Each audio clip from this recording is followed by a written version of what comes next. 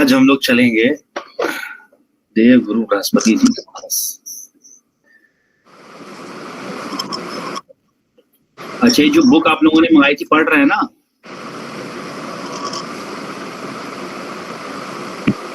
नहीं पढ़ रहे? मैं तो फिलहाल राशि उनके स्वामी उच्च और नीच स्थान में अटका हूँ। क्योंकि मैं आपको एक पेज नंबर बता दे रहा हूँ, आप उस पर आ जाइए।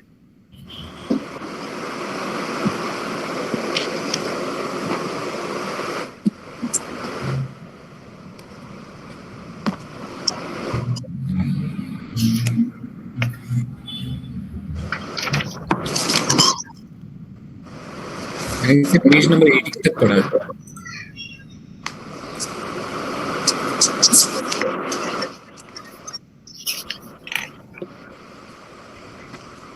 पेज नंबर 59, पेज नंबर 63,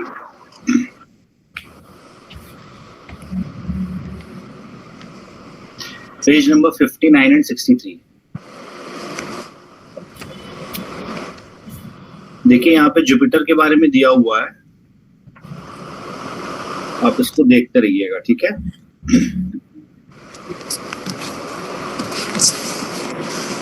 तो चलिए आज हम जानते हैं देवगुरु बृहस्पति जी के बारे में। तो फिर हमारे सौर मंडल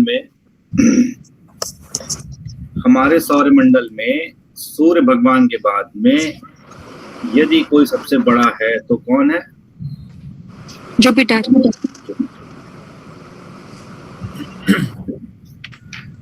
तो प्रभाव भी वैसा ही होगा, जी, है ना? लेकिन फिर सेकंड नंबर पे चंद्रमा को क्यों रखा गया? क्योंकि मन के कारक हैं। उनके जो कारकत्व हैं, अगर उनका आप ध्यान करेंगे तो आप उनकी इंपॉर्टेंस को समझ पाएंगे, है ना? दूसरी चीज, वो सबसे पास में है, पृथ्वी के सबसे पास में कौन से हैं? चंद्र देवी हैं। तो भाई कोई चीज छोटी ही क्यों ना हो, लेकिन अगर वो आपके समीप है तो अपना इफेक्ट रखेगी। जैसे आपका फोन छोटा सा ही है, लेकिन क्योंकि आपके साथ परमानेंट रहता है तो आपका दिन का 24 घंटे में से 8 घंटा, 10 घंटा, 12 घंटा, 16 घंटा फोन के साथ में हाथ का संपर्क रहता ही रहता है कि नहीं? तो जो चीज हमारे सन्निकट होती है वो तो प्रभाव रखती ही है। अगर अच्छे मित्र होंगे उसका भी प्रभाव रहेगा, बुरे मित्र होंगे उसका भी प्रभाव रहेगा। अच्छे ग्रंथ होंगे आपके सन्निकट तो उसका प्रभाव रहेगा, अच्छे ग्रंथ नहीं होंगे तो उसका भी प्रभाव पड़ेगा, ठीक है? तो चलते हैं बृहस्पति जी की ओर। तो देवगुरु बृहस्पति जी जो हैं ये सात्विक नेचर के हैं। लिखना शुरू कर लीजिए। सात्विक है इनका जो स्वभाव है।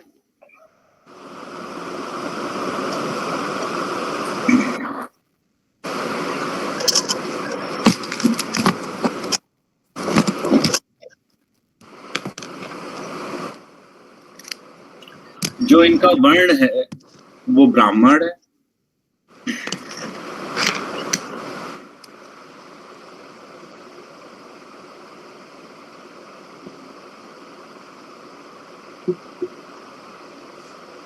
आकाश तत्व से संबंध है।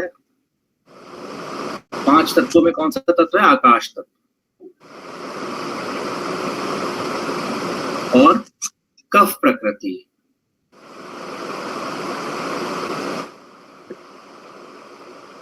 तो सात्विक आप समझ गए,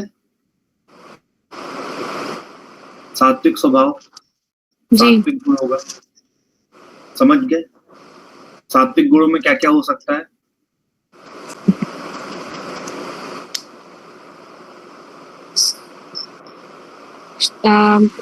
धार्मिक नेचर,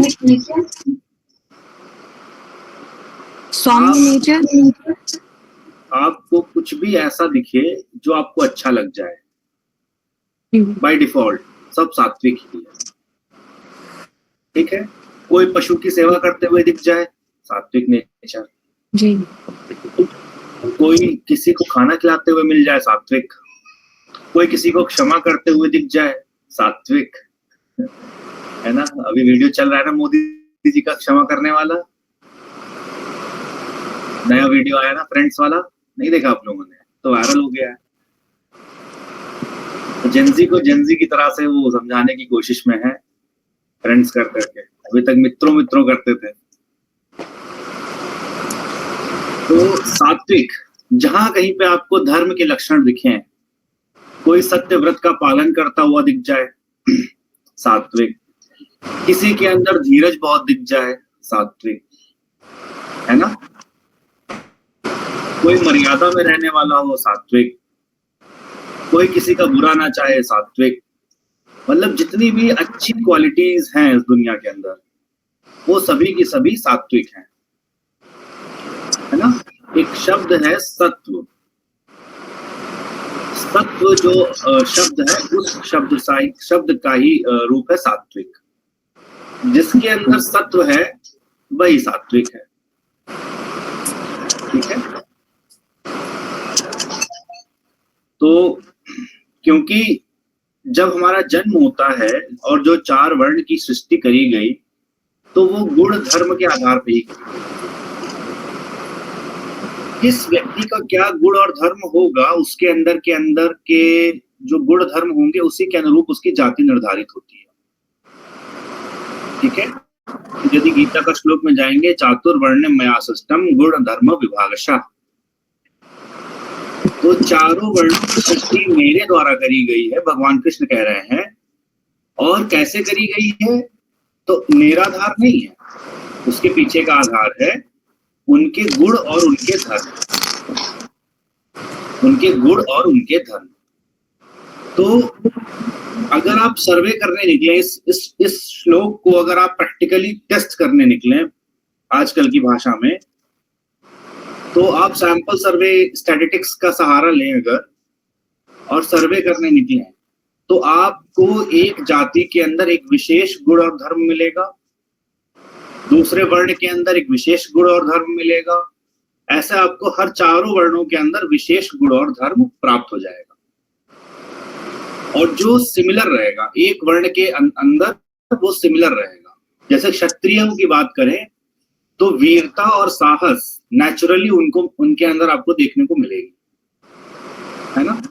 वो नेचुरली मिलेगी। ओवर द मतलब आप अक्रॉस द बॉर्डर चले जाइए, नॉर्थ साउथ ईस्ट वेस्ट, इतना बड़ा भारत है, लेकिन अगर आप क्षत्रियों का सर्वे करें, उनके गुणधर्म से साइकोलॉजिकली टेस्ट करें उनको, तो ये देखने को मिल जाएगा कि साहस और वीरता की बात जरूर करेंगे, है ना। इसी प्रकार से यदि हम वैश्यों का सर्वे करें, तो हमें ये देखने को मिल जाएगा कि वो धन की, अर्थ की और वाणिज्य की, व्यापार की, क्रय विक्रय की बात अवश्य करेंगे। वो लड़ाई झगड़े की बात नहीं करेंगे। लड़ाई झगड़े को कहेंगे अरे इससे हमारा कोई लेना देना नहीं। इसीलिए बिजनेसमैन जो होता है वो पॉलिटिकल पार्टी से कोई टच में नहीं रहता है। जिसकी सरकार रहेगी वो उसी के फेवर में काम करेगा। इससे पहले अंबानी जी को गाली पड़ती थी कांग्रेस के साथ काम करने के लिए, आज अंबानी जी को गाली खानी पड़ रही है मोदी जी के साथ काम करने के लिए। तो एक व्यापारी को क्या फर्क पड़ता है पॉलिटिक्स में कौन है, उसको तो अपने व्यापार से मतलब है ना। उसको तो पावर के साथ तालमेल बिठा करके चलना है। इसी प्रकार अगर आप ब्राह्मणों का सर्वे करेंगे तो आपको लगेगा कि आपको कुछ ट्रेड्स मिलेंगे, जैसे तपस्वी होंगे, है ना, सत्य बोलने वाले मिल जाएंगे, थोड़े बहुत आलसी भी मिल जाएंगे, है ना। तो बहुत सारे जो पर्टिकुलर ट्रेड्स होंगे वो आपको एक साथ मिल जाएंगे। उसी तरीके से आप शूद्रों की अगर करेंगे सर्वे तो आपको क्या ट्रेड मिलेगा? बहुत मेहनती मिलेंगे आपको, बहुत सेवा करने वाले मिलेंगे, बहुत परिश्रम करने वाले मिलेंगे। ये उनका गुणधर्म है, ठीक है। तो ये तीनों जो हमारे सत, रज और तम हैं, इन्हीं के डिफरेंट रेशियो जब होते हैं शरीर के अंदर, हमारे मन के अंदर, हमारे चित्त के अंदर, तो अलग अलग वर्ण का निर्धारण हो जाता है, ठीक है। ये निर्धारण हमारे पूर्व जन्म के कर्मों के आधार पे होता है, ठीक है। तो जो हमारे कर्म है उसका पहला जो फल है वो है जन्म। जो हमारा पिछले जन्म का कर्म है उसका पहला फल है जन्म, ठीक है। या आप कह लीजिए आयु। हमारी आयु कितनी होगी ये पूर्व जन्म के कर्मों का पहला फल है। दूसरा फल क्या है? जाति। हमारा जन्म किस जाति में होगा ये हमारे पिछले जन्मों के कर्म के आधार पर निर्धारित हो जाता है। और तीसरा फल क्या है? भोग। हमें क्या भोग प्राप्त होंगे हमारे जन्म में ये पिछले जन्मों के कर्म के आधार पर निर्धारित हो जाता है। तो पहला है आयु। किसी भी व्यक्ति की आयु कितनी लंबी होगी, इसीलिए हमारे यहाँ शतायु होने का आशीर्वाद दिया जाता है कि शतायु हो ये, है ना। या आप बच्चा छोटा सा जब छींकता है तो बोलते हैं ना शतम जीव करके बोलते हैं। अच्छा, शतम जीव बोलते हैं, लेकिन शतम जीव का मतलब नहीं पता है। नहीं, वो है शतम जीव। 100 साल जीवो, शतम जीव। कौशिक जी ने जब छींका तो हमने बोला शतम जीव, है ना। तो शतम जीव का मतलब है कि 100 वर्ष तक इसकी आयु हो, है ना। और जब हम शांति पाठ करते हैं भद्रम करणे भी अच्छा भी यत्रा, उसमें भी आता है शतायु होने का आशीर्वचन देते हैं। सर ये छींकने पर क्यों बोलते हैं? छींकने पे इसलिए बोलते हैं, छींक कब आती है? जब कोई इन्फेक्शन जाता है अंदर, तो छींक आती है नेचुरली उसको बाहर करने के लिए, ठीक है। इसीलिए बोलते हैं शतायु, ठीक है, कि कोई भी रोग ना आए और आपकी उम्र बहुत लंबी हो, ठीक है। तो ये पहला कर्म का हमारा फल है। दूसरा हमारा है जाति। अब इसका भी नियम है, कितने लाख साल शूद्र बनना पड़ेगा, कितने लाख जन्मों में वैश्य बनना पड़ेगा, कितने लाख जन्मों में क्षत्रिय बनना पड़ेगा, कितने लाख जन्मों तक ब्राह्मण बनना पड़ेगा। इसके सबके नियम है। मतलब बहुत कोई तपस्या करता है, जैसे विश्वामित्र जी हैं, ठीक है। अब विश्वामित्र जी की कहानी यदि आप उसको पढ़ेंगे, अध्ययन करेंगे, तो उन्होंने इतनी तपस्या करी और बाद में उनको वशिष्ठ जी ने कहा ब्रह्मर्षि, है ना। तो तपस्या करनी पड़ती है। क्षत्रिय में क्या है कि उसको युद्ध करना है, धर्म युद्ध लड़ना है, वो छोड़ नहीं सकता, अपना कर्म नहीं छोड़ सकता। इसीलिए अर्जुन को जब अर्जुन कहता है कि मैं लड़ूंगा नहीं, मैं संन्यास ले लूंगा, मैं भिक्षा मांग के खाऊंगा, पर मैं अपनों का संहार नहीं करूंगा। तो कृष्ण जी थे, इसलिए अर्जुन वहां से पलायन नहीं कर सके। अगर कोई सामान्य व्यक्ति होता कृष्ण जी की जगह तो अर्जुन छोड़ के चले गए होते, युद्ध नहीं करते, क्योंकि अर्जुन बहुत विद्वान है। मतलब व्यक्ति तो हम क्यों कहेंगे उनको, उनका व्यक्तित्व जो है वो बहुत बुद्धिमान है। वो वैसे ही बहुत तपस्या कर चुके हैं। अगर पांचों पांडवों का आप देखें तो सबसे अधिक तपस्वी यदि कोई है तो अर्जुन। 14 वर्ष तक वनवास में रहे, वैसे भी अज्ञात कारा उसमें रहे वनवास में। उसके बाद उन्होंने पाशुपतास्त्र के लिए 12 वर्षों तक वन में रहे, शंकर जी की तपस्या करी, तब उनको पाशुपत अस्त्र मिला जी, है ना। अब यहाँ से एक बात और क्लियर होती है, जो कौशिक जी का प्रश्न था कि हम एक ही नाम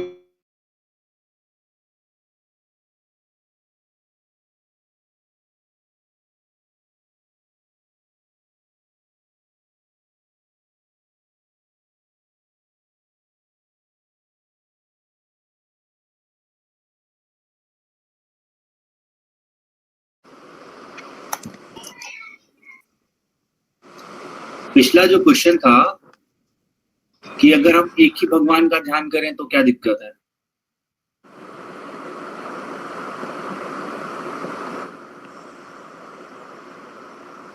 कौशिक, अच्छा ठीक है। तो अर्जुन तो अनन्य भक्त हैं भगवान कृष्ण के, भगवान श्री कृष्ण के अर्जुन अनन्य भक्त हैं, लेकिन उन्होंने देवी जी की भी उपासना करी, उन्होंने शंकर जी की भी उपासना करी, है ना, और इतनी तपस्या करी कि कोई अच्छा खासा शंकर जी का साधक नहीं कर सकता, लेकिन विष्णु जी के अनन्य भक्त हैं, है ना। तो जब एक के प्रति भाव आता है तो सभी के प्रति भी भाव आने लगता है, ठीक है। तो वहां यहां से हमको प्रमाण मिलता है कि हमें सभी देवताओं का उपासना करनी चाहिए। अर्जुन का जीवन इस बात का प्रमाण है, और भी बहुत से जीवन है जो इस बात को प्रमाणित करते हैं, ठीक है। तो ये जो है कर्म का फल है। तत्व जो है ना, तत्व जो हमारा वर्ण है और जो हमारा ये सात्विक और राजसिक और तामसिक गुण है, ये जो प्रकृति है ये 3 गुणों पे आधारित है, सात्विक, राजसिक और तामसिक। तो इन्हीं 3 गुणों में ऊपर नीचे होता है और व्यक्ति के नेचर में परिवर्तन आ जाता है। उसी को आप वात पित्त कफ कह लीजिए, 3 विकार हैं, ठीक है। अब हम आते हैं आकाश तत्व। तो गुरु बृहस्पति आकाश तत्व का प्रतिनिधित्व करते हैं या स्वामित्व करते हैं। तो हम यहां से बोल रहे हैं और आप वहां सुन रहे हैं, ये आकाश तत्व से ही संबंध में है। 5 तत्व का अगर हम ध्यान करें, 5 तत्व कौन कौन से हैं? अग्नि, वायु, जल, धरती, आकाश और पवन। वायु सर बोल रहे हैं। अच्छा, वायु हो गया, जो क्षितिजल पावक गगन समीरा, है ना। तो जो नाद है, जो वाइब्रेशन है, नाद वाइब्रेशन, वो आकाश तत्व का ही सिग्निफिकेटर है। आकाश तत्व में कोई और चीज नहीं पहुंच सकती, ठीक है। आकाश का मतलब जहां पे वायु भी ना हो, जैसे धरती और सूर्य के बीच में आकाश है, वायु नहीं है, लेकिन जो सूर्य का प्रकाश है, इलेक्ट्रोमैग्नेटिक वेव, वो पृथ्वी तक पहुंचता है। तो कोई ना कोई तो माध्यम चाहिए ना चलने के लिए, तो आकाश का माध्यम है। तो प्रकाश जो है वो आकाश में चलता है, वाइब्रेशन है। प्रकाश भी एक तरीके का वाइब्रेशन है, एक वेव है, इलेक्ट्रोमैग्नेटिक वेव है, लाइट, है ना। तो नाद को चलने के लिए एक आकाश का माध्यम चाहिए, इसीलिए प्रवचन करना ये गुरु का काम है। अच्छा। और प्रवचन करने में सुना जाएगा। जो हमारी कान है वो आकाश तत्व का वो करते हैं, निरूपण करते हैं, उसको संकेत करते हैं। आपकी 5 इंद्रिय हैं, 5 इंद्रियां कौन कौन सी हैं?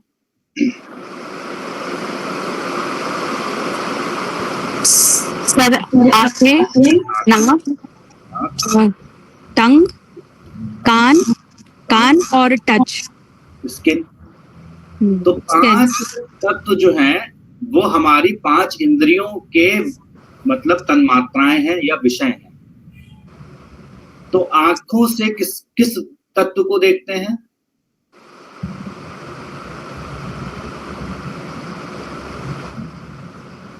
क्या सर? आंख जो है हमारी है, नेत्र है, ये किस तत्व के साथ में अलाइन हो पाएंगी? तत्व अग्नि, वेरी राइट। क्योंकि अग्नि क्या है? रूप, है ना। अग्नि जो है वो रूप है, तो रूप को देखने का कार्य नयनों का है। अगर प्रकाश मतलब ज्योति नहीं होगी ना, कहते हैं ना नयन ज्योति, तो नयनों के अंदर एक ज्योति है, तो ज्योति ज्योति को देख सकती है। और अगर हम बात करें पृथ्वी तत्व की, वो हमारी किस इंद्रिय से अलाइन होगी? स्किन से, स्मेल, नाक से। जैसे आप पृथ्वी क्या है? पृथ्वी तत्व जो है पार्टिकल जो है ना, हम स्मेल कैसे करते हैं? हमारी नाक के अंदर स्मेल कैसे करते हैं हम?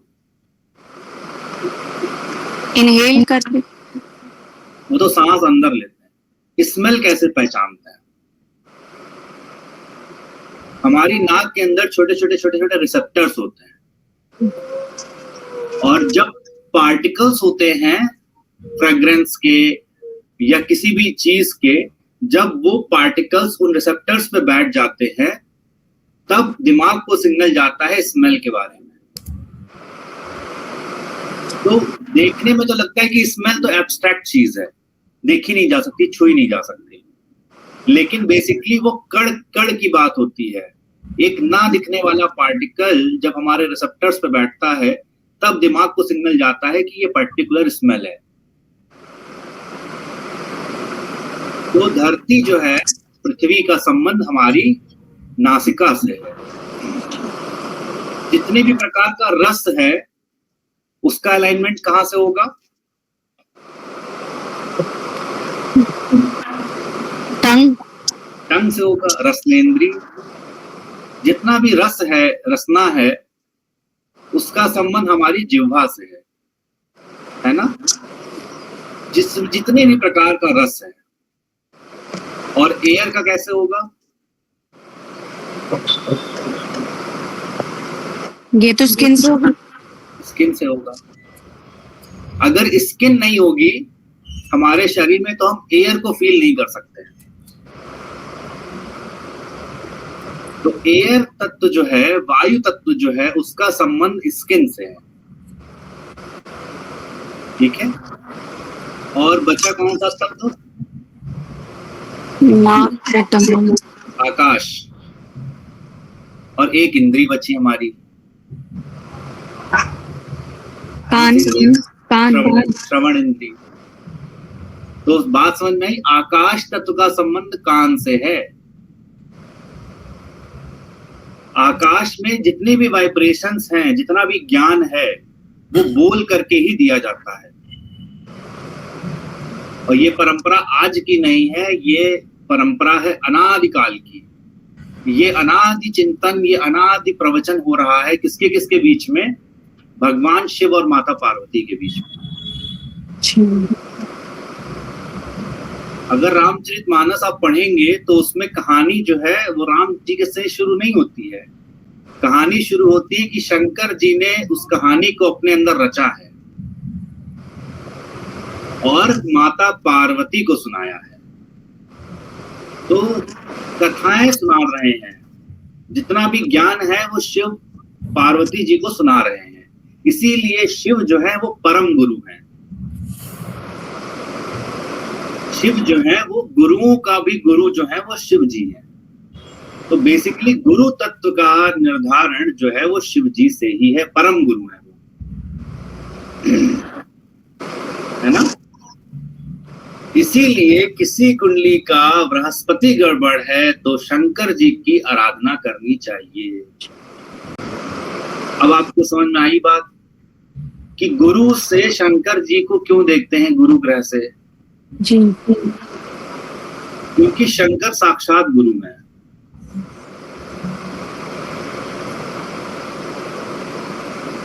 या जो आपके गुरु है वो साक्षात शंकर है। दोनों तरीके से समझ सकते हैं।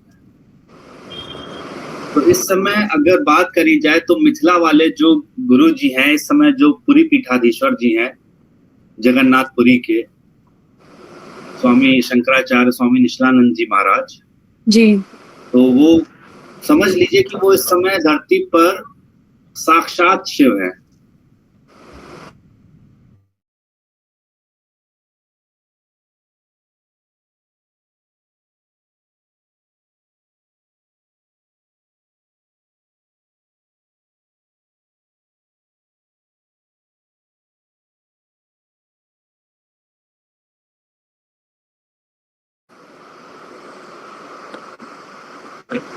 मिथिला की भूमि बहुत पुण्य भूमि है, जिसने एक से एक ज्ञानियों को जन्म दिया है। वर्तमान वर्तमान अगर देखा जाए तो उनसे अधिक, उनसे श्रेष्ठ व्यक्ति इस धरती पर मौजूद नहीं है।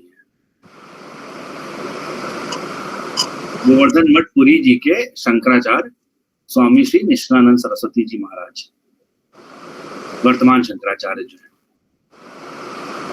तो यही गुरु परंपरा है ना। तो वही कथा जो शिव पार्वती जी को सुना रहे हैं, जितना भी तंत्र है, जितना भी ज्ञान है, वो केवल संवाद ही है शिव जी का पार्वती जी के साथ में, है ना। शिव पार्वती संवाद ही है जो कुछ भी है इस दुनिया के अंदर। जितना ज्ञान, जितना विद्या, जो कुछ भी है, सब शिव पार्वती संवाद ही है। जितने भी पुराण है, सब शिव पार्वती संवाद है। ठीक है। तो यहां से हमको बात समझ में आई आकाश तत्व की प्रधानता और उसका संबंध श्रवण इंद्री से। इसीलिए गुरु प्रधान व्यक्ति जो होता है उसकी श्रवण करने की शक्ति बहुत अच्छी हो जाएगी। यदि किसी का गुरु खराब है तो समझ लीजिए he can not be a good listener.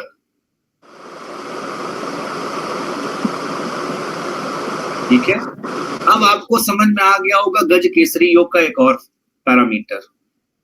श्रवण नक्षत्र का स्वामी कौन था? मून, चंद्रमा। चंद्रमा। और आकाश तत्व का स्वामी गुरु, जुपिटर। तो अगर प्रवचन हो रहा है और अगर कान बंद कर लिए जाए तो क्या फायदा? जी, है ना। तो अभी आपको समझ में आया प्रवचन और कान का संबंध। तो अगर गुरु और चंद्रमा का अच्छा संबंध है, ऐसा व्यक्ति अच्छी बातें सुनने के लिए प्रेरित रहता है। अच्छा। इसीलिए चंद्रमा और गुरु का संबंध बहुत इंपॉर्टेंट है, आध्यात्मिक दृष्टिकोण से बहुत इंपॉर्टेंट है। जितने भी बहुत महापुरुष लोगों की कुंडली है या सन्यासियों की कुंडली है या विभूतियों की कुंडली है, उसमें गुरु का संबंध चंद्रमा से अवश्य ही निकलेगा और शनि से भी अवश्य ही निकलेगा, क्योंकि शनि चंद्रमा को पीड़ित करते हैं। और पीड़ा नहीं होगी, महापुरुष नहीं बन पाएगा व्यक्ति। बिना पीड़ा के कोई महापुरुष नहीं बन सकता, है ना। तो गुरु का संबंध और शनि दोनों का संबंध मिलता है चंद्रमा के साथ में। ठीक है। चलिए अब आगे चलते हैं। कफ प्रकृति। तो कफ प्रकृति है, मतलब आप समझ सकते हैं कि इश्यूज अगर गड़बड़ करेगा, गुरु अगर गड़बड़ करेंगे तो issues related to cough naturally ऐसे लोगों के लिए प्रॉब्लम का कारण बनेंगे। सर ऐसा है क्या, जैसे भी जिस भी ग्रह का अगर सात्विक नेचर है तो वो कफ प्रकृति भी होगा? क्योंकि चंद्रमा में भी ऐसा ही था। क्योंकि सौम्य हो जाएगा, वाटर एलिमेंट बहुत ज्यादा हो जाता है। सौम्यता क्या है? बहते रहना, फ्लो करना, रिजिड ना होना, है ना। यही तो सौम्यता के लक्षण है। तो यही जल के लक्षण है। तो जल तत्व की प्रधानता जब होती है तभी सौम्यता आती है। तो हम लोग ऐसे भी याद कर सकते हैं ना, जैसे अगर सात्विक नेचर है तो कफ प्रकृति होगी, राजसिक है तो पित्त की होगी। नेचुरली और cold blooded animal, hot blooded animal बोला जाता है ना, बहुत गर्म खून है बोलते हैं, कहावत लोग जनरल भाषा में बोलते हैं ना, बहुत गर्म खून है इस आदमी का, मतलब उसका टेम्परामेंटल इशू है, मंगल का इफेक्ट है। जी, आ गया कि नहीं आ गया? मतलब आम बोलचाल की भाषा में भी आप ज्योतिष पकड़ने लगेंगे। जब आप ज्योतिष को समझ जाएंगे तो फिर आप आम व्यक्ति जो भी बोलेगा आप समझ जाएंगे कि व्यक्ति नहीं बोल रहा है जी, कोई ना कोई ग्रह बोल रहा है। जी। ठीक है। तो यही होता है, यही विस्तार है, आपकी दृष्टि का विस्तार है। अभी तक आपको लगता है कि व्यक्ति बोल रहा है, लेकिन जब आपको शास्त्र की दृष्टि प्राप्त हो जाएगी तो आप समझ जाएंगे कि ये व्यक्ति तो नहीं बोल रहा है, ये इसके अंदर का बैठा हुआ ग्रह बोल रहा है। जी। ठीक है। तो फिर आपके पास अब शास्त्रों की दृष्टि है, अब आप शास्त्र की दृष्टि से देख रहे हैं, आपकी स्थूल दृष्टि और इन्हांस हो गई है। ये समझ लीजिए कि आपके पास सुपर पावर आ गई है, इन्हांस्ड विजन हो जाता है ना लोगों के पास, एक्सरे वाला। आपने सुपर मूवीज देखी होंगी, सुपर हीरो मूवीज, कोई दीवार के आर पार देख ले रहा है या कोई जी। लेजर लाइट छोड़ दे रहा है आंखों से, तो आपके पास भी वो सुपर पावर आ जाएगी। जी। ये आपको देखते ही समझ में आ जाएगा, और धीरे धीरे क्या होगा, चेहरा देख के समझ में आ जाएगा कि व्यक्ति के अंदर किस किस ग्रह का प्रभाव है। आप व्यक्ति का चेहरा देखेंगे, व्यक्ति का शरीर देखेंगे, उसकी पर्सनालिटी देखेंगे, और आप समझ जाएंगे इस लग्न का व्यक्ति है, इसके ऊपर इस ग्रह का प्रभाव है। सब आने लगेगा, क्योंकि सामुद्रिक शास्त्र है, वो भी एक इसी का पार्ट है, सामुद्रिक शास्त्र। कान कैसे हैं, नाक कैसी है, होठ कैसा है, भौं कैसी है, आंख कैसी है ना, ये सामुद्रिक शास्त्र है ना, जो देख करके बता देते हैं। कहते हैं ना लोग, मत्थे की रेखा देख करके बता देते हैं कि तुम्हारा क्या होगा। ये सब इसी का पार्ट है, सामुद्रिक शास्त्र का, ज्योतिष शास्त्र का। ठीक है, वो आपकी तपस्या के ऊपर है और गणेश जी की कृपा के ऊपर है। कितना आप तपस्या करते हैं और कितनी वो आपके ऊपर कृपा करते हैं। ठीक है, तो ये कोई नहीं सिखाएगा, ये अपने आप आ जाएगी आपको। ठीक है, भगवान ने कृपा कर दी आपके ऊपर, शास्त्र ने आपके ऊपर कृपा कर दी, या गुरु ने आपके ऊपर कृपा कर दी, ये चीज आपको आ जाएगी। ठीक है, तो भागवतम में, जो श्रीमद् भागवतम है, उसमें 4 कृपा का वर्णन है। भगवत कृपा पहली, गुरु कृपा तीसरी है, शास्त्र कृपा या ग्रंथ कृपा, और चौथी और बहुत महत्वपूर्ण है आत्म कृपा। 3 मिलती है लोगों को, लेकिन चौथे से आदमी वंचित रहता है, अपने ऊपर कृपा नहीं कर पाता। दूसरे का भला करेगा, अपना भला नहीं कर पाएगा। सर, अपना भला कैसे होगा? आत्मचिंतन से अपने ऊपर कृपा करनी पड़ेगी। दूसरों के प्रति दयालु है, अपने प्रति दयालु नहीं है, अपने प्रति क्रूरता कर रहा है। आत्म कृपा का मतलब अपने ऊपर कृपा करनी है। दूसरों के प्रति हम बहुत दयालु हैं, दूसरों को हम बहुत अच्छा अच्छा सब बताते हैं, लेकिन अपने ऊपर वही चीज नहीं कर पाते हैं। यही आत्म कृपा है। जैसे हम हैं, हम आपको बता देंगे सुबह 4 बजे उठना चाहिए, लेकिन हम सुबह 4 बजे नहीं उठ पाते हैं। अच्छा, ठीक है, एक समय था कि हम सुबह 4 ही बजे उठते थे। तो ये आत्म कृपा है, व्यक्ति आत्म कृपा नहीं कर पाता जी। और आत्म कृपा बहुत आवश्यक है, अपना चिंतन बहुत आवश्यक है ना। जैसे जैसे लड़कों में एक जनरल आदत है कि वो गाली गलौज देकर के ही बात करते हैं। ठीक है, उनको मतलब उस चीज का ये नहीं अंदाजा है कि उनके द्वारा निकला हुआ शब्द जो है वो एक एनर्जी का फॉर्म भी है। जी जी। जब आप किसी भी शब्द का उच्चारण करते हैं तो आपकी पूरी बॉडी वाइब्रेट करती है ना। जब आप बोलेंगे तो आपकी पूरी बॉडी में वाइब्रेशंस होते हैं जी। ठीक है, जब बाहर इतनी जोर आवाज आती है तो सोचिए कि अंदर कितनी जोर आवाज आती होगी। वो पूरी वाइब्रेशन बॉडी के अंदर एक एक टिश्यूज के अंदर, एक एक सेल के अंदर जाती है। वो पूरा आप समझिए कि एक तरीके की वायरिंग, एक तरीके की कोडिंग है जो आप करते हैं। तो यही आत्म कृपा है। इसीलिए आप ज्ञानी व्यक्तियों को देखेंगे मौन हो जाएंगे या एकांत में रहने लगेंगे या बहुत समाज की चिंता नहीं करेंगे, दूर हो जाएंगे समाज से, है ना, क्योंकि आत्म कृपा करनी है। शास्त्रों में निर्णय भी है कि एकांत जाने का निर्णय भी है। कब जाना है वो एक अलग बात है ना। किसको जाना है वो भी हमने आपको पिछली क्लास में बताया था कि एकांत में सबको नहीं जाना चाहिए।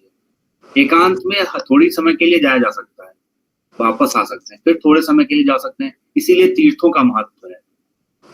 जब आप यात्रा करते हैं तो एक तरीके से आप एकांतिक होते हैं। जी। लेकिन आजकल तो उसका भी स्वरूप नहीं रह गया है यात्रा में। आजकल यात्रा में भी जैसे आप देख सकते हैं इस समय कांवड़ यात्रा शुरू हो गई है सावन में, है ना। तो जो यात्रा एकांत के लिए होती थी, अब वो बड़े से बड़ा डीजे, कौन बड़ा डीजे लगाएगा कांवड़ यात्रा में, इसका कंपटीशन। कौशिक जी, आप तो वहाँ बैंगलोर में हैं, आपको तो इस चीज का अंदाजा नहीं होगा। यूपी बिहार में सावन में आप शिव जी के मंदिर के ऊपर इत्मीनान से जल तो नहीं चढ़ा सकते। नहीं, इतनी भीड़, इतनी मारामारी रहती है, आप जल नहीं चढ़ा सकते इत्मीनान से। आप ही के ऊपर जल चढ़ेगा 100%। अगर आप शिवलिंग मतलब शिव जी के मंदिर में जल चढ़ाने गए हैं तो आप बिना नहाए बाहर नहीं निकल सकते। इतनी मतलब मारामारी रहती है। और यहाँ कंपटीशन होता है कि हमारे कांवड़ यात्रा में बड़ा डीजे लगेगा। ये क्या है? ये एक विकृत हो गया यात्रा, है ना। यात्रा हमें हमारे 9th हाउस का रिप्रेजेंटेशन है। यात्रा, धार्मिक यात्रा, जितना व्यक्ति यात्रा करता है उतना उसका ज्ञान बढ़ता है। गुरु, 9th हाउस, धनु राशि, काल पुरुष कुंडली की 9th राशि कहाँ पड़ेगी? 9th हाउस धनु राशि। 9th हाउस धनु राशि। स्वामी कौन है? जुपिटर। जुपिटर। धार्मिक यात्राएं, तो आप बात करिए गुरु नानक जी की। गुरु नानक जी नहाने गए एक नदी में और डूब गए, और डूबने के बाद वो बहुत साल बाद वापस आए। लोगों को लगा मर गए। पैदल पैदल उन्होंने, समझिए कि यहाँ मतलब उस समय तो पाकिस्तान अफगानिस्तान वाली बात ही नहीं थी।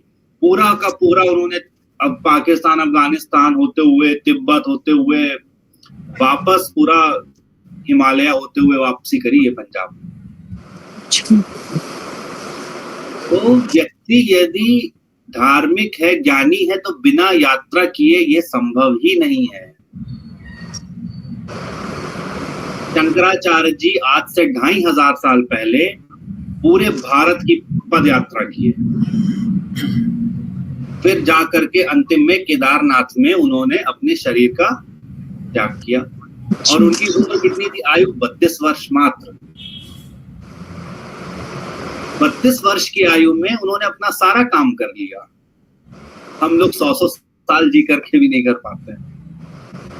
तो ऐसे लोग जो है, ये अवतार है ना। वो शंकर जी का अवतार है, शंकराचार्य जी।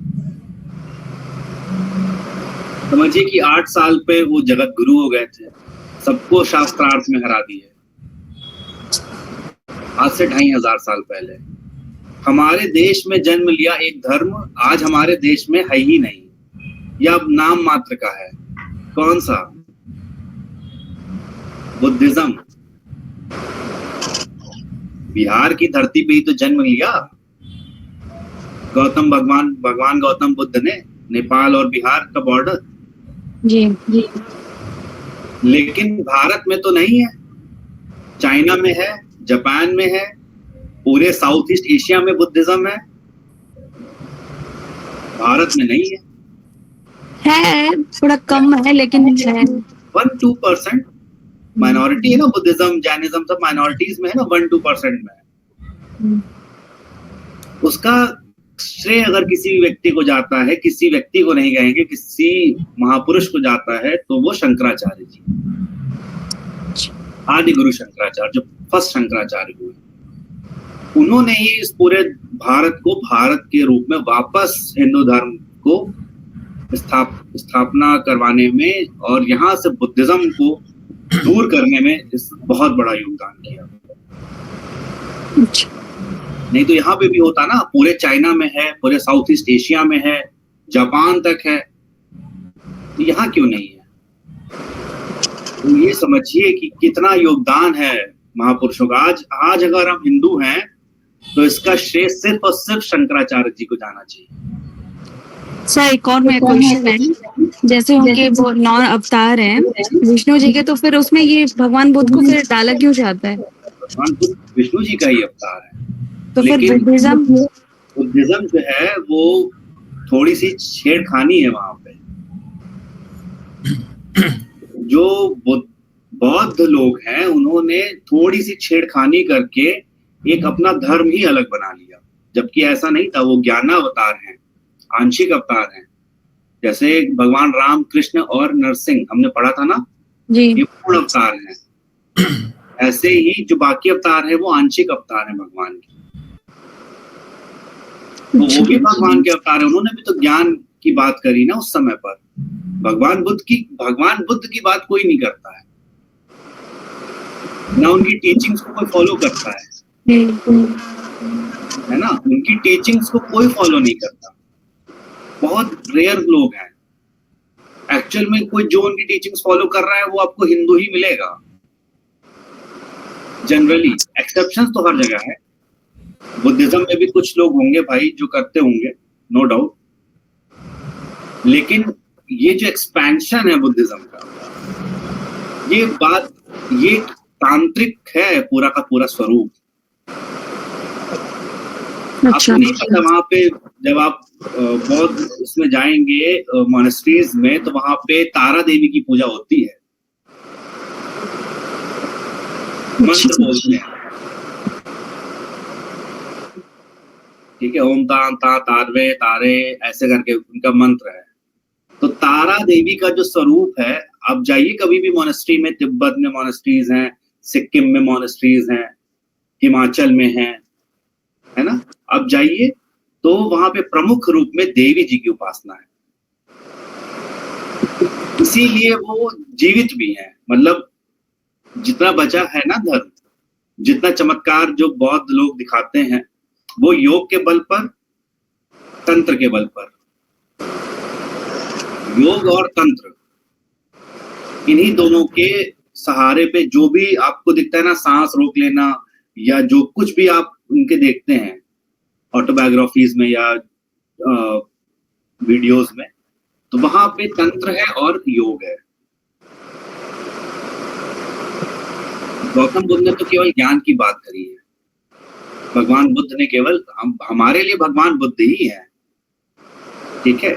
जो उन्होंने बोला है अपरिग्रह करना, सत्य वचन बोलना, है ना, आत्मा की बात करना, निर्वाण की बात करना, वो सब बात एक ही है। वही हम भी करते हैं, इसमें कोई भेद नहीं। इसीलिए वो भगवान के अवतार है, ठीक है। इसमें थोड़ा सा आप जब रिसर्च करेंगे तो आपको दो गौतम बुद्ध के बारे में पता चलेगा। एक बिहार के है, एक नेपाल के है, और दोनों समकालीन हुए। तो इसमें बहुत चालाकी करी गई है।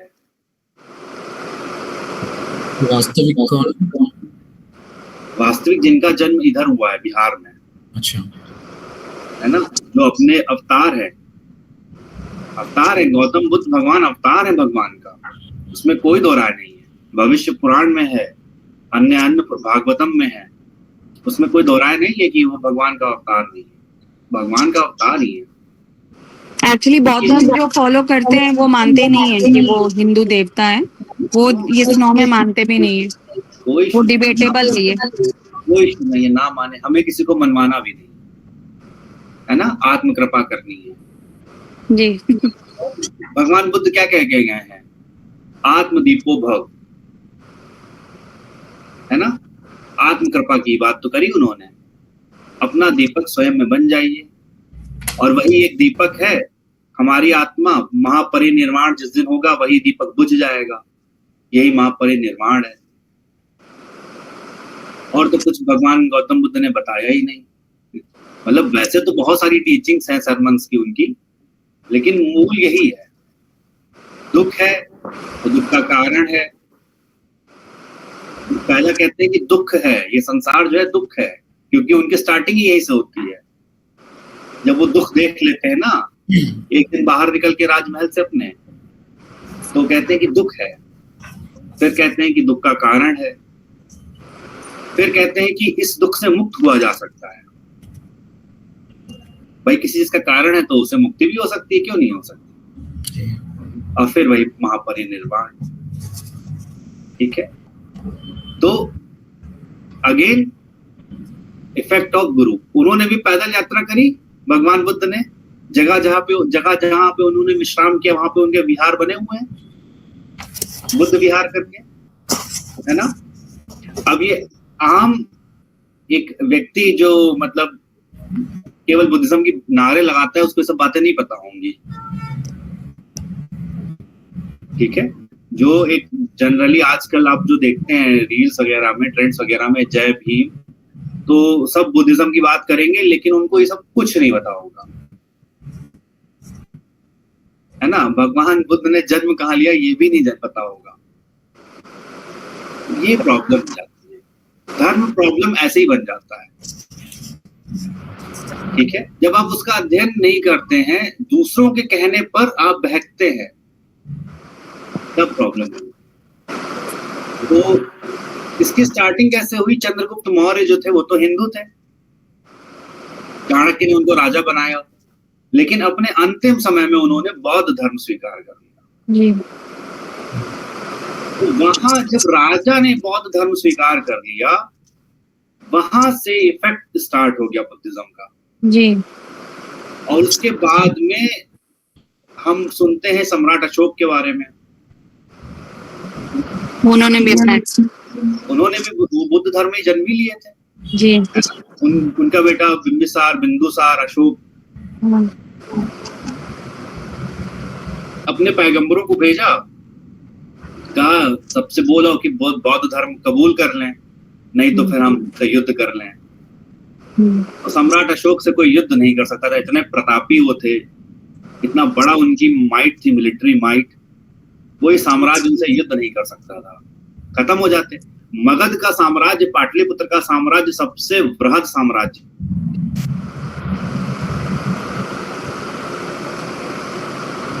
आवाज चली गई,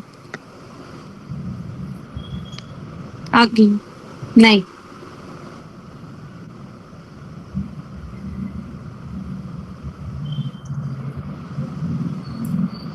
अभी आ रही है।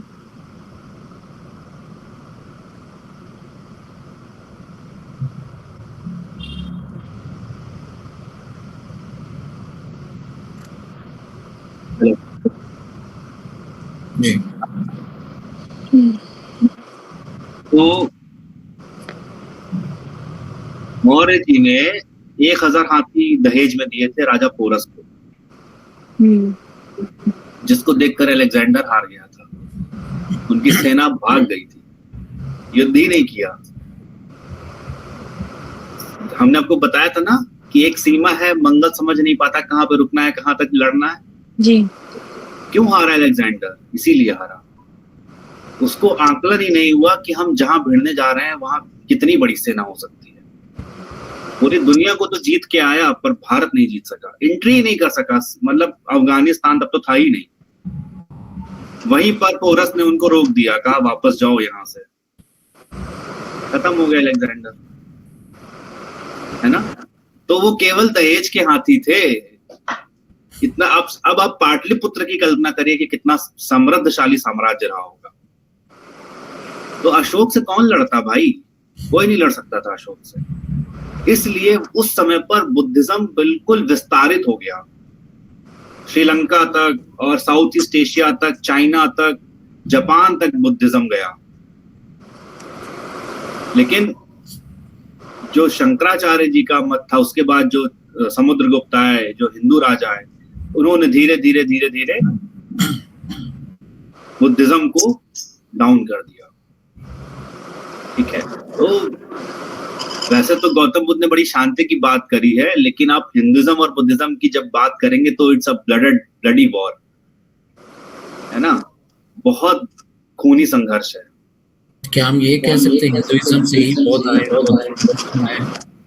सारे धर्म तो हिंदुइज्म से ही हैं, कोई ऐसा धर्म ही नहीं है जो हिंदुइज्म से ना हो, चाहे वो क्रिश्चियनिटी हो, चाहे वो जूइज हो, चाहे वो कोई भी धर्म हो, सभी हिंदू से ही निकले। क्योंकि अमेरिका का तो कोई इतिहास ही नहीं है जी, जब तक वहां अंग्रेज नहीं गए, है ना।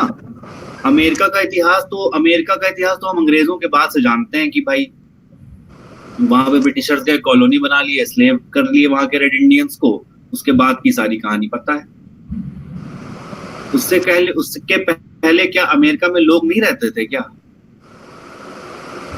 तो वहाँ के मूल निवासी वो नेटिव अमेरिकन हैं, नेटिव अमेरिकन हैं जो रेड इंडियंस हैं, रेड इंडियंस, है ना। ये सब तो इधर से यूरोप से जाकर के वहां पे बस गए। हाँ same happens with Australia and New Zealand.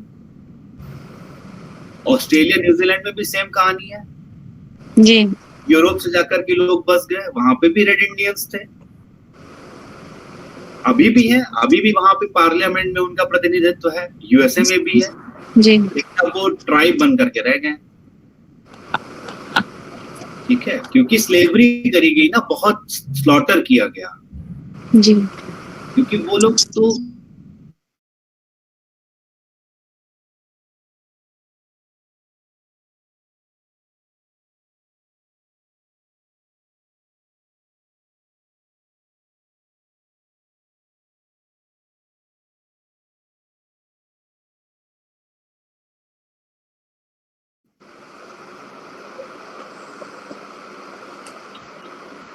तो वहां पे भी सेम स्टोरी है।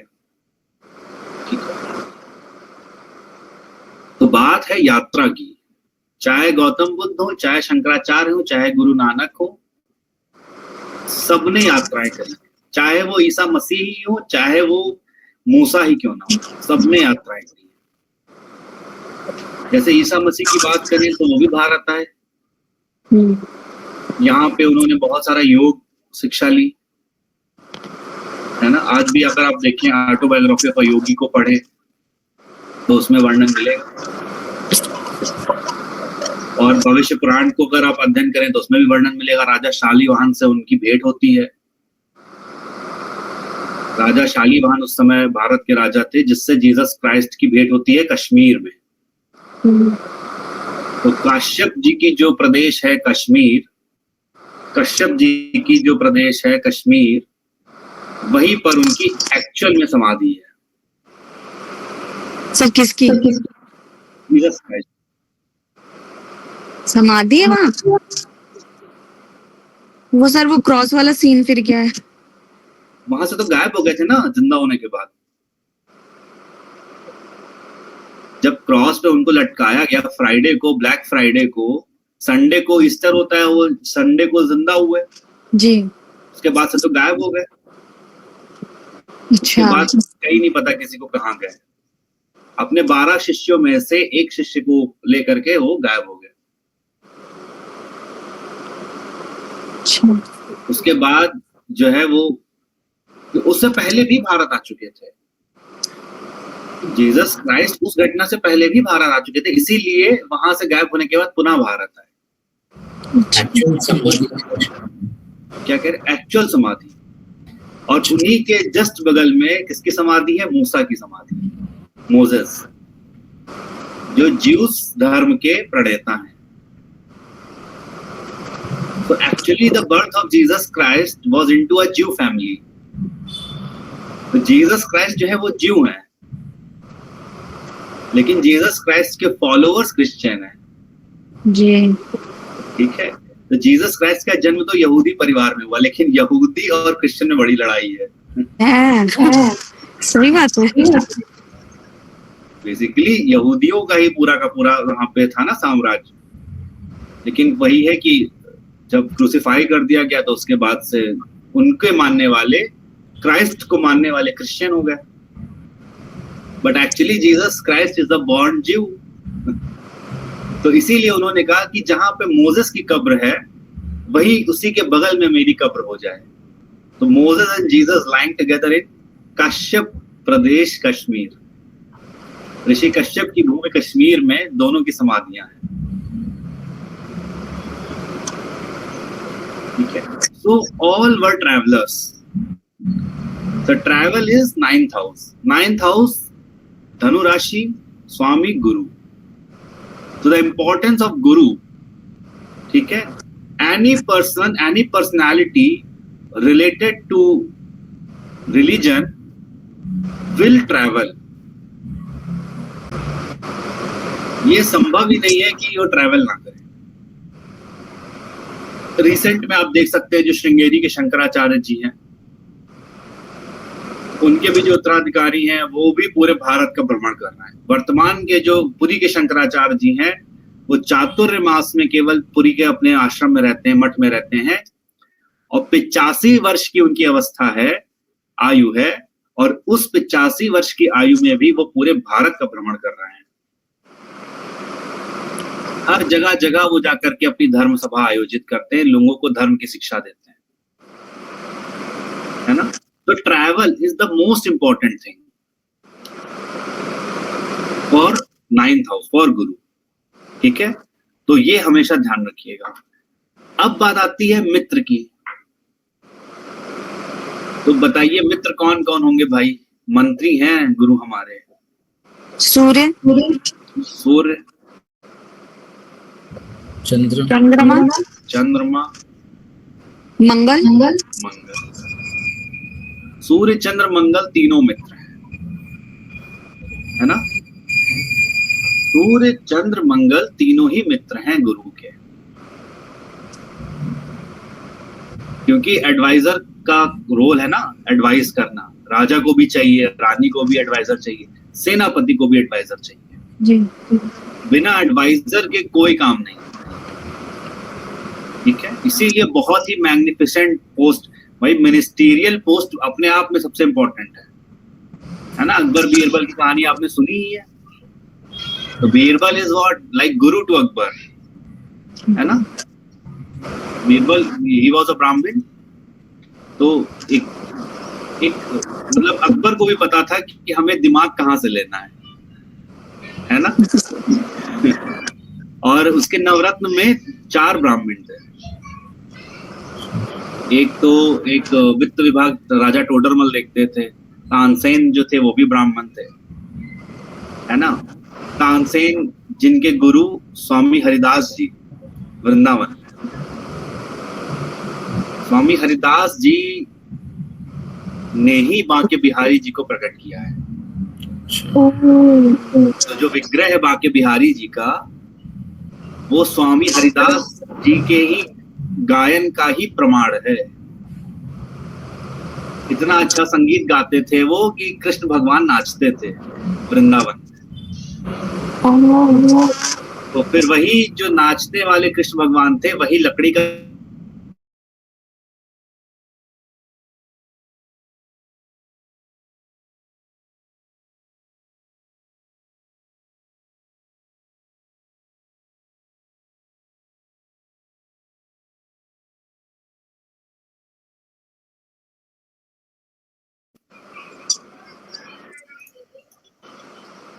उन्हीं के जो शिष्य थे वो थे तानसेन।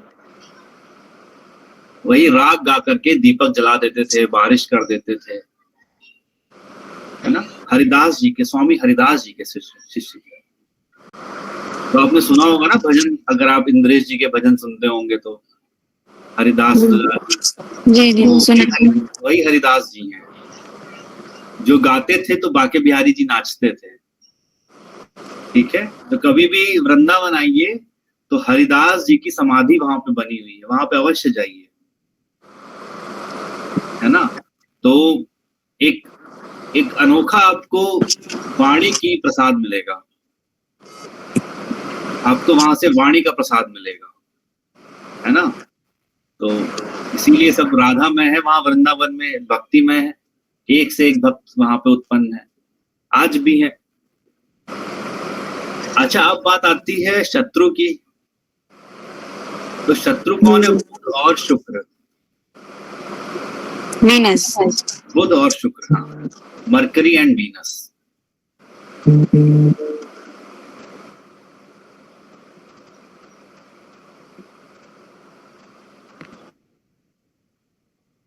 शनि जो है वो सम है, न्यूट्रल।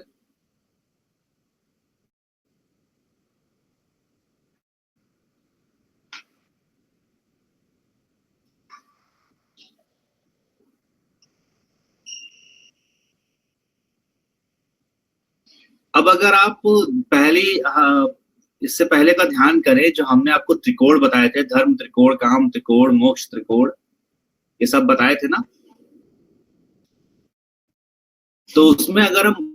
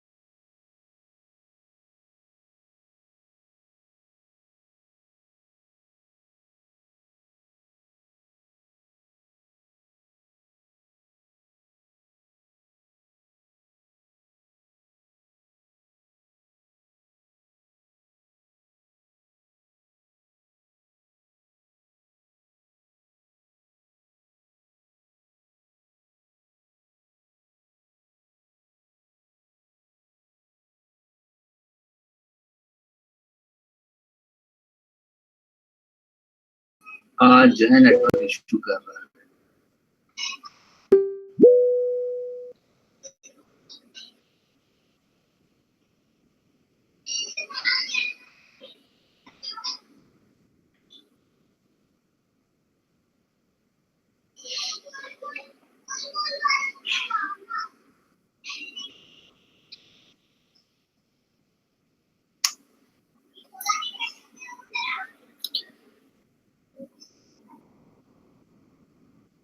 कहाँ पे थे? सर धर्म त्रिकोण के बारे में आप बात कर रहे थे। तो बुध 3rd and 6th house, Budh 3rd राशि का स्वामी, 6th राशि का स्वामी जी कौन से त्रिकोण आ गए?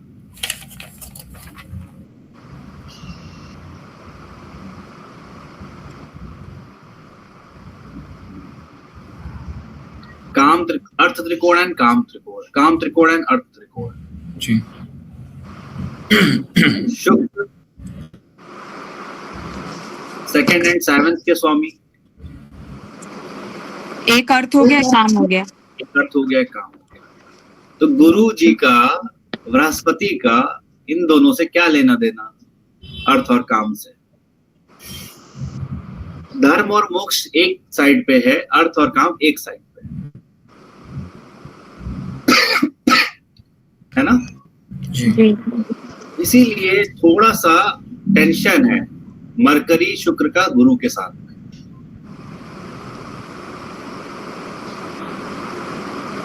ठीक है।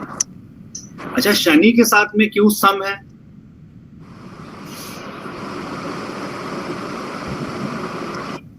अगर देखा जाए तो 10th और 11th हाउस के स्वामी होंगे। ये कौन कौन से त्रिकोण में आएंगे? ये भी अर्थ और काम में आएंगे। अर्थ और काम नहीं आएंगे, लेकिन शनि देव के साथ में सम वाला व्यवहार है, क्योंकि शनि देव का सारा रोल है धर्म की नियंत्रण में। वो न्यायाधीश है जी, है ना। और अगर काउंसिल्स में देखा जाए शनि, तो शनि इज व्हाट? प्रजा। मंत्री प्रजा का विरोधी नहीं हो सकता, है ना। उसको ही तो प्रजा की बातें रखनी है राजा के सामने। एक मंत्री जो है वो तो राजा और प्रजा के बीच के गैप को दूर करता है ना जी। जैसे मोदी जी राजा हैं, एक शिक्षा मंत्री हैं और प्रजा है, तो जनता के बीच की जो प्रॉब्लम है वो शिक्षा मंत्री ही बताएगा राजा को कि हमें ये चीजें करनी पड़ेंगी। तो मंत्री का काम ही वही है, राजा और प्रजा के गैप को कम करना। और क्योंकि शनिदेव कर्म का निर्धारण करते हैं, दंड देते हैं कर्मों का या फल देते हैं कर्मों का, न्याय के अधिपति हैं, तो गुरु जी से वैसे भी कोई मतभेद तो वाली बात ही नहीं है। वो तो प्योर एथिक्स की बात करते हैं। कहते हैं जो करना करा है वो तो फल मिलेगा, उसमें कोई मतलब घूस नहीं चलेगी वहां पे, उनकी कोर्ट में कोई घूस नहीं चलती है, कोई भ्रष्टाचार नहीं है उनकी काउंसिल में। तो जो शनि महाराज की जो चेयर है सीजेआई वाली, वहां पे कोई सिफारिश, कोई अच्छे से अच्छा वकील वहां पे मैनिपुलेशन नहीं कर सकता। ठीक है। अब राशि धनु और मीन, तो 9th house and 12th house. ठीक है। अगर 12वें हाउस को समझें 12th राशि, तो वो भी क्या है, मोक्ष त्रिकोण का अंतिम हाउस है।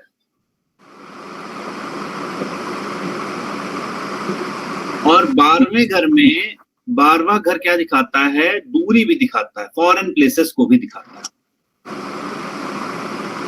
ठीक है, फॉरेन प्लेसेस को भी दिखाता है। तो जनरली आप ये चीज देखेंगे जितने भी लोगों के साथ में, प्रोमिनेंट स्पिरिचुअल लोगों के साथ में, तो देखेंगे उनका जन्म कहीं हुआ और उनका अंतिम जो था वो कहीं और भी था, बहुत दूर घर से। जन्म कहीं पर है और उनका समापन, पर्यावसान कहीं पर है ना, फॉरेन प्लेसेस। जैसे शंकराचार्य जी का ही अगर हम समझें, तो उनका जन्म हुआ केरला में, आदि गुरु शंकराचार्य जी का, लेकिन समाधि उनकी बनी है केदारनाथ में। तो कहाँ केरला, कहाँ केदारनाथ, है ना। So this you can relate also. तो धनु एंड मीन राशि, धनु धर्म त्रिकोण है और मीन हमारा मोक्ष त्रिकोण है। तो धर्म और मोक्ष दोनों बृहस्पति जी से संबंध में है ना, है कि नहीं। अब दिशा की बात आती है, विच दिशा will be prominent and which दिशा will lord Brihaspati will rule. तो नॉर्थ ईस्ट, ईशान को, ईशान को, यस। ठीक है। इसीलिए घर का मंदिर कहाँ होना चाहिए, ईशान। North east. वैसे ईशान भगवान शिव जी का एक नाम है। ठीक है, ईशान जो है वो भगवान शिव जी का एक नाम है। ईश का मतलब होता है कंट्रोल, ईश द्वारकाधीश, ईश आ रहा है ना आखिर अंत में, ईश का मतलब स्वामी। अच्छा। तो स्वामी शिव ही है, तो इसीलिए ईशान एक उनका नाम है। और ईशान कोण जो है वो सबसे पवित्र कोण है हमारे घर का, जहां पे किसी भी प्रकार का स्टोरेज नहीं होना चाहिए, गंदगी नहीं होनी चाहिए, कोई भी वेट नहीं होना चाहिए, एकदम हवा मतलब लाइट रहना चाहिए ईशान कोण हमारे घर का, है ना। बहुत इंपॉर्टेंट है। वॉशरूम तो भूल से भी नहीं होना चाहिए। ठीक है, अब अपने अपने घर का चेक कर लीजिएगा। स्टेयर्स नहीं होने चाहिए,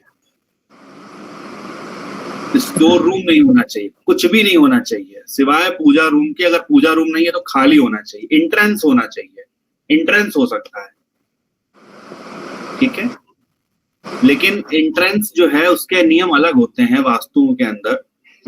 तो लोग बना सकते हैं एंट्रेंस, लेकिन एक्चुअल में अगर नया प्लॉट है तो उसके वास्तु के नियम अलग, फिर उसको एंट्रेंस पूर्व दिशा में ही रखना चाहिए उसको, अगर पूर्व दिशा का प्लॉट है।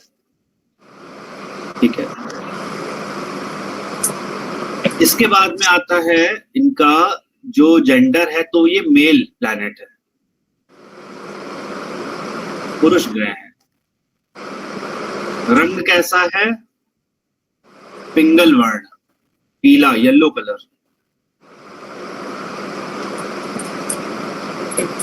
Golden yellow. रत्न कौन सा है, पुखराज और सोना।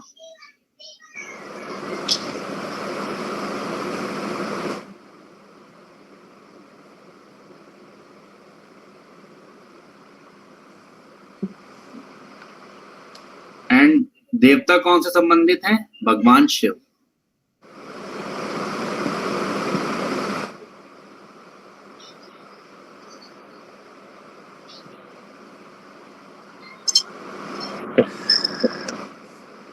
रूप कैसा है? गोरा रंग है, स्टाउट फैट बॉडी है, हेल्दी बॉडी है। भाई सबसे बड़े प्लैनेट है ना, तो गुरु का मतलब गुरुत्व, वजन, फैट, तो हेल्दी बॉडी, बिग बॉडी, बड़ा स्ट्रक्चर, हेल्दी, है ना। तो गुरु प्रधान व्यक्ति जो होते हैं उनकी बॉडी हेल्दी होती है, ठीक है। पार्ट ऑफ द बॉडी में सबसे इंपॉर्टेंट है लिवर।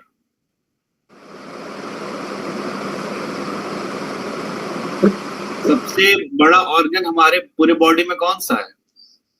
लिवर। लिवर। तो सबसे बड़ा प्लैनेट जो है, सबसे बड़ा ऑर्गन, लिवर एंड किडनीज। तो लिवर की प्रॉब्लम मतलब गुरु की problem. Kidney also. Kidney also you can write, but kidney शुक्र से भी देखते हैं। लिख लीजिए कोई इशू नहीं।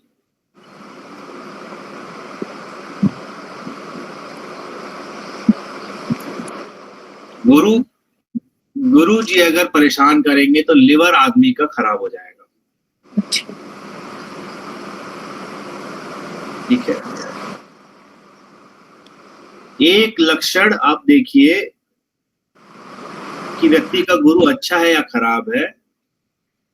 जो व्यक्ति बुराई करता हो अनायास,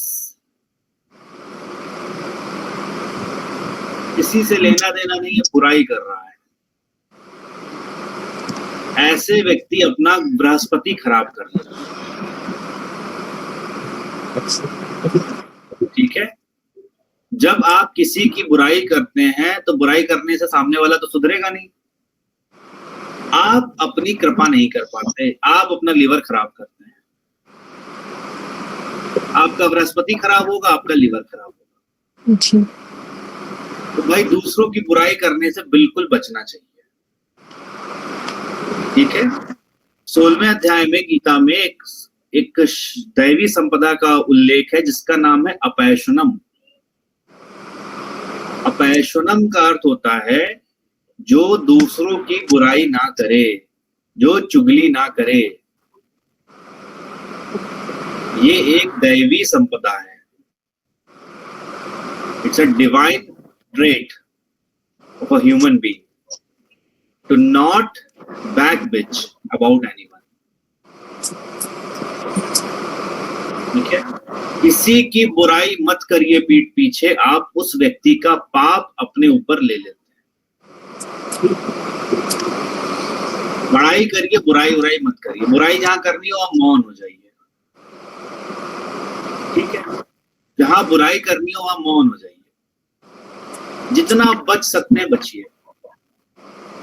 अगर कोई व्यक्ति है जो बहुत बुराई कर चुका है, उसने अपने लिवर को अच्छा खासा डैमेज पहुंचा दिया है, अब उसको क्या करना चाहिए? बुराई करना बंद करना चाहिए। पहला नंबर बुराई करना बंद करना चाहिए। दूसरा, जितना पाप उसने इकट्ठा किया है उसको पाप अपने धुलने चाहिए। तो पाप कैसे धुलेंगे? व्रत से, गंगा स्नान से। पाप धुलने का काम गंगा जी के पास है। तो जिस व्यक्ति का लिवर खराब है उस व्यक्ति से बोलिए कि गंगा स्नान करे रेगुलर। अब नहीं समझ में आएगा कि गंगा स्नान से लिवर कैसे सही होगा, है ना, लेकिन होगा। गंगा स्नान व्यक्ति करे या गंगा जी के समीप रहे और जितनी ऊंचाई पे जा सकता हो, जितनी ऊंचाई पे गंगा जी का स्नान कर सकता हो उतनी ऊंचाई पे गंगा स्नान करे। अच्छा। तो उतनी तपस्या हो जाएगी। ऊंचाई पे जाएगा तो उसको यात्रा करनी पड़ेगी, और जितनी ऊंचाई पे जाएगा उसको गंगा जी के किनारे किनारे ही चलना पड़ेगा। उतनी देर तक वो गंगा जी का दर्शन करता रहेगा, और जब स्नान करेगा तो उसके पाप मिटेंगे। तो किसी का लीवर खराब है तो गंगा जी स्नान करे रेगुलर, उसका लिवर सही होने लगेगा, उसका हेल्थ सही होने लगेगी। नहीं तो फैटी लिवर आप देख रहे हैं ना, सबका फैटी लिवर है, जी सब बुराई करते हैं एक दूसरे की। बैठे खाली तो क्या करें, बुराई करें। समाज का स्तर समझिए आप। खाली बैठे तो भगवान का भजन हो सकता है, लेकिन खाली बैठे तो भगवान का भजन नहीं होगा, बुराई होगी। किसी की बुराई होगी तो किसी की बुराई होगी, और हम आत्म कृपा नहीं कर पाते। यही आत्म कृपा है। खाली समय मिला है, संडे मिला है, भगवान का भजन बहुत हो सकता है आज, लेकिन आज दुनिया भर की बुराई होगी, है ना। इससे हमको बचना चाहिए। जी ठीक है, ये सबसे बड़ा इफेक्ट है आपको चेक करने का कि किसी की कुंडली का गुरु अच्छा है कि खराब। ठीक है, अब भाई कारक देख लेते हैं, ज्यादा टाइम तो नहीं हो रहा है, बोर हो जाएगा तो बता दीजिएगा, जल्दबाजी नहीं है किसी चीज की। ठीक है, कंटिन्यू करें। जी चलिए, तो भाई कारक ग्रैंड पेरेंट्स, दादा दादी, बड़े भाई बड़े बहन, नाना नानी नहीं आएंगे? नाना नानी भी आप लिख सकते हैं, लिख लीजिए, नाना नानी भी लिख लीजिए, ग्रैंड पेरेंट्स में आ जाएंगे। बड़े भाई बड़े बहन, छोटे भाई छोटे बहन कहां से देखे थे? मंगल से देखे थे। ठीक है, और बड़े भाई बड़े बहन बृहस्पति से। स्त्री की कुंडली के अंदर गुरु पति को भी डिनोट करते हैं। ठीक है, तो कभी भी कुंडली देखनी है विवाह के लिए तो लड़की की कुंडली का बृहस्पति को जरूर देखना है, सबसे पहला काम, सबसे इंपॉर्टेंट। ठीक है, और गुरु से हम अपने गुरु को भी देखते हैं, तो लिख लीजिए गुरु।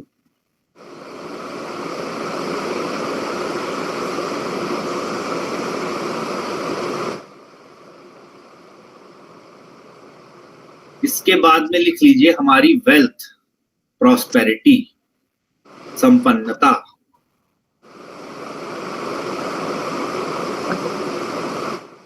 क्योंकि धर्म ही हमारी पूंजी है ना, धर्म ही हमारी पूंजी है, वही हमारी संपन्नता है। तो वेल्थ और प्रॉस्पेरिटी को देखना है तो हमें बृहस्पति को देखना है। ठीक है, शिक्षा, एजुकेशन,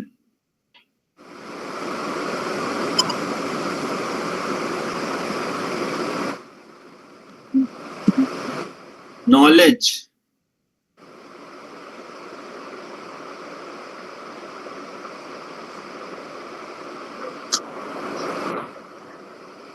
और हमारी वेल्थ जमा कहां पे रहती है? बैंकों में जमा रहती है।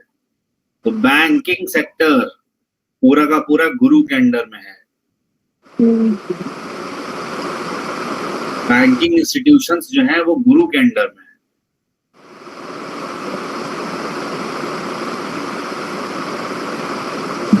जहां पे धन इकट्ठा है ना, जहां पे सोना चांदी लॉकरों में बंद रखा है, सब गुरु है। इसके बाद में हमारी भक्ति, डिवोशन, कोई व्यक्ति कितना भक्त होगा, कितना उसके अंदर डिवोशन होगा, कितना समर्पण भाव होगा, बृहस्पति से देखते हैं। धर्म,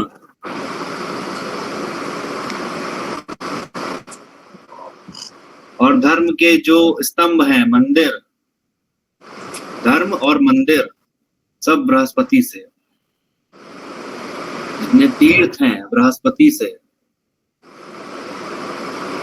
ठीक है, धार्मिक यात्राएं,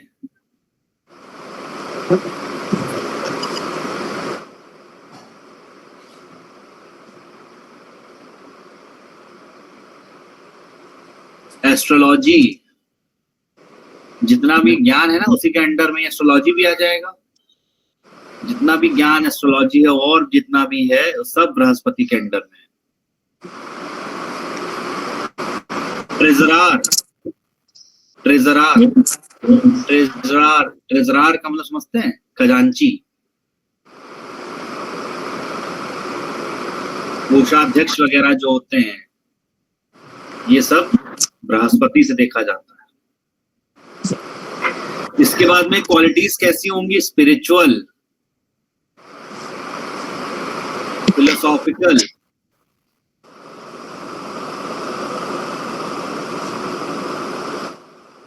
वाइज, इंटेलिजेंट,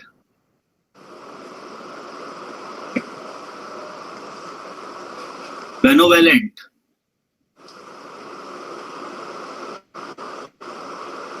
विशाल हृदय वाला,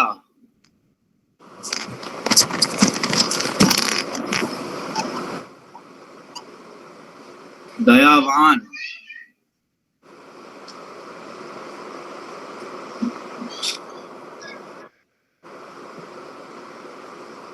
क्षमा करने वाला,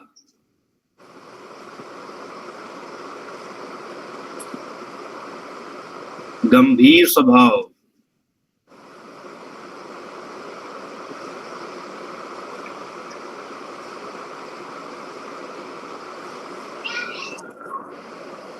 ठीक है। और जितना भी पॉजिटिव आपको पर्सनालिटी ट्रेट्स है सब आपको बृहस्पति को ही देखना है, ठीक है।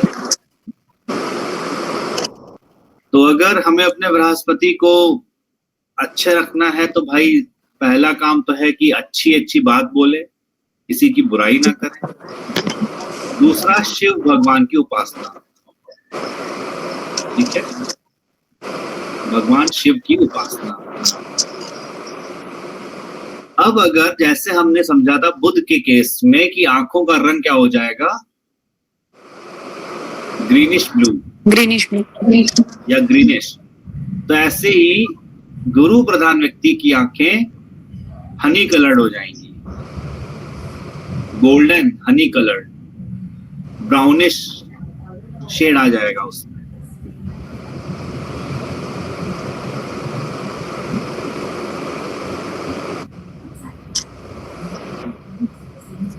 है ना? लाल आंख, भूरी आंख, गोल्ड मतलब शहद के कलर की आंख, है ना? ऐसी आंख जो है बृहस्पति की प्रभुत्वता को दर्शाएगी। अब लिवर से रिलेटेड प्रॉब्लम्स कौन कौन सी हैं? Fatty liver, fatty liver, cirrhosis, cirrhosis तो लास्ट स्टेज हो गया। स्टार्टिंग डायबिटीज, डायबिटीज, पूरे भारत को डायबिटीज है। जी।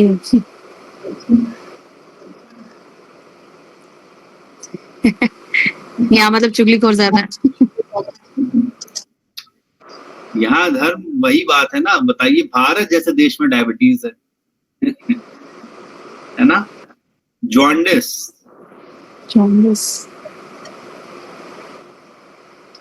जॉन्डिस होती तो आदमी कैसा पड़ जाता है?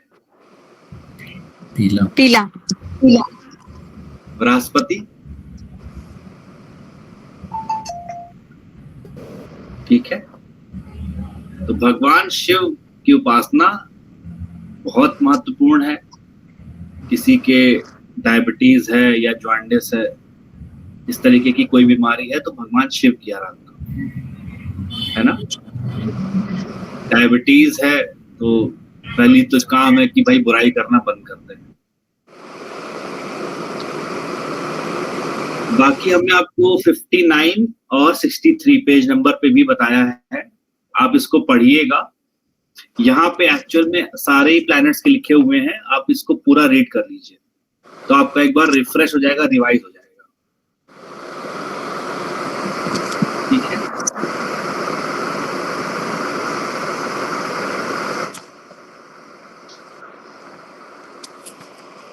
शुभ ग्रह है, क्रूर ग्रह थे ना बाकी, ये शुभ ग्रह है।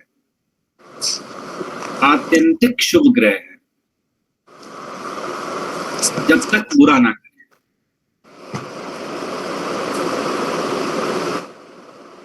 बृहस्पति सबसे शुभ ग्रह है पूरे सौरमंडल के, जब तक बुरा ना करें। अगर इन्होंने एक बार सोच लिया कि बुरा करना है, फिर कोई बचा नहीं सकता, फिर आदमी खत्म हो जाए। गुरु ने अगर श्राप दे दिया, आदमी बचेगा नहीं, फिर भगवान भी नहीं बचा पाएंगे।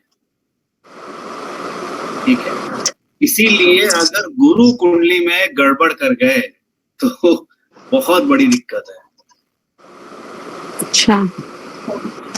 अच्छा, कुछ चीजें और नोट कर लीजिए। ब्राह्मण, सर आपने लिखवाया है ब्राह्मण वर्ण, वो वर्ण लिखवाया है बृहस्पति का। ऐसे ब्राह्मण जो है ना, लोग जो मतलब ब्राह्मण लोग हैं, अच्छा, है ना। भोजन, ब्राह्मण भोजन, ब्राह्मण और भोजन दोनों अलग अलग, और ब्राह्मण भोजन भी एक साथ भी है। गाय,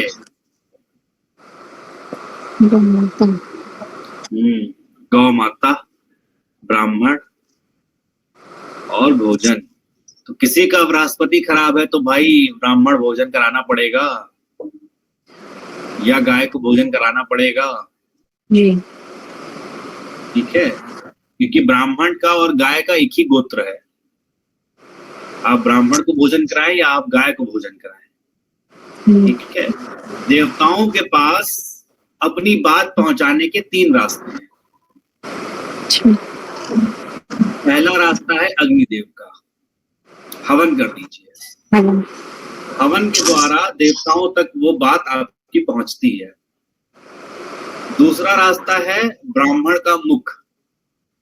जब आप ब्राह्मण को भोजन कराते हैं तब आपकी बात भगवान तक पहुंचाते हैं वो ब्राह्मण। जो आपने अन्न खिलाया है वो बात भगवान तक पहुंचेगी। और तीसरा है गाय। जब आप गाय को कुछ खिलाएंगे, गौ सेवा करेंगे, तब देवताओं तक आपकी बात गाय गौ माता पहुंचा देती है। तो 3 ही रास्ते हैं भगवान से और देवताओं से बातचीत करने के। ठीक है, इसीलिए कभी भी यज्ञ होता है तो ब्राह्मण भोजन अवश्य होता है। गौ माता के लिए अवश्य उसमें निकाला जाता है। तो वहां पे तीनों रास्तों का ख्याल किया जाता है। ठीक है, तो किसी का गुरु गड़बड़ है, डायबिटीज है, तो उसको गुरुवार के दिन ब्राह्मण भोजन कराना चाहिए। ब्राह्मण भोजन नहीं करा सकता है तो कुछ ब्राह्मण को मीठा खिलाए। और ब्राह्मण को अगर आपने अच्छे से भोजन करा दिया तो वो संतुष्ट हो जाएगा। इसीलिए आप देखते होंगे ना ब्राह्मणों को मतलब कभी कभी भोजन के लिए बड़ा रुष्ट हो जाते हैं, भोजन अगर उनको अच्छा नहीं मिला। भोजन का बड़ा गहरा संबंध है ब्राह्मण के लिए। और भोजन में भी पूड़ी, खीर, सात्विक भोजन, खीर पूड़ी सात्विक भोजन है ना, यही बनवाया जाता है। पक्का भोजन है और सात्विक भोजन है जी। ठीक है, तो अवश्य ही कराते रहना चाहिए। वैसे तो रेगुलर ही कराते रहना चाहिए। ठीक है, इससे आपका गुरु ग्रह और मजबूत होता रहता है। और अगर किसी को दिक्कत है तो उसको आप इसका उपचार भी बता सकते हैं। ठीक है, तो भैया सावन चल रहा है, भगवान शिव जी का, गुरु जी का चल रहा है महीना, इसीलिए गुरु पूर्णिमा आती है। तो गुरु पूर्णिमा को आप दीक्षा लीजिए और सावन भर उसका जप करिए। ठीक है, चलिए फिर मुलाकात होती है आप लोगों से। पढ़ते रहिए और कुंडली ढूंढ के लाइएगा जी। ठीक है जी, चलिए, सीताराम। सीताराम। सीताराम।